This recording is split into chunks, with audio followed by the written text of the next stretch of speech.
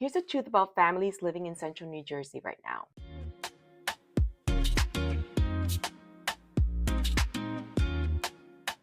You love your home, you love your yard, you love your area, you love your schools, you love your 3% interest rate, but your life has outgrown the layout. You're not wrong for feeling stuck. You're basically choosing between staying in a home that doesn't fit us anymore or moving to a home that costs double. Both feel terrible, and everyone I talk to is trying to work out the same math problem. Here's what I want you to do if you love your home but it just no longer works for you. First, get brutally honest on what's working and what's not. Ask, is it the layout? Is it the lack of storage?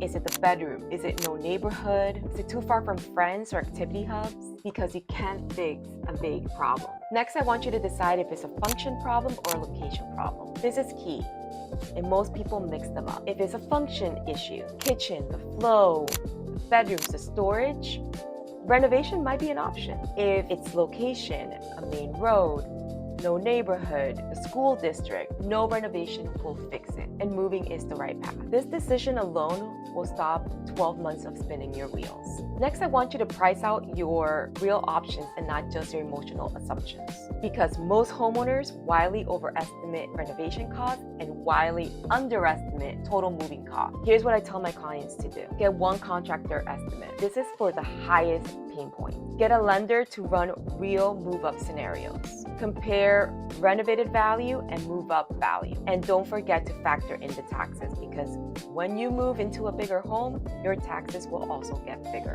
Once you do this, you'll instantly know which way makes better sense for you. So if you decide to stay, here's the 90-day make this home work again for us. Paint the main floor a neutral color.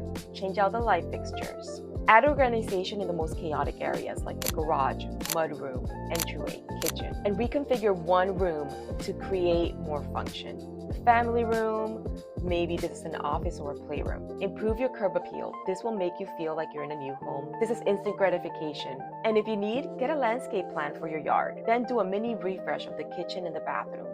Change out light fixtures, change out faucets, vanities, counters, or whatever your budget allows. These small changes alone will give you years of breathing room. If you decide to move, here's how to do it without wrecking your finances. Always sell first, move second, and negotiate an extended occupancy in your current home. Use a bridge program like a HELOC that you can use for down payment flexibility. I know you love your area, but look 5 to 15 minutes outside of your town. This will give you more flexibility. And when you're looking at that new house, I want you to prioritize the layout versus cosmetics, because paint is cheap, architecture is not. And don't forget to focus on taxes plus your monthly comfort, not just the price. This, my friends, is how you move strategically and not emotionally. Listen, you're not stuck. You just need some clarity. We can find solutions for whatever situation you're in. And in this market, clarity is the most valuable thing you could have. If you want me to break down your moving or stay options, send me your address and your pain points. Or you can use a brand new free GPT that combines and expands on the 20 years of experience that I have and helps you talk to a trusted advisor from the privacy of your own home and without an added pressure of talking to someone else.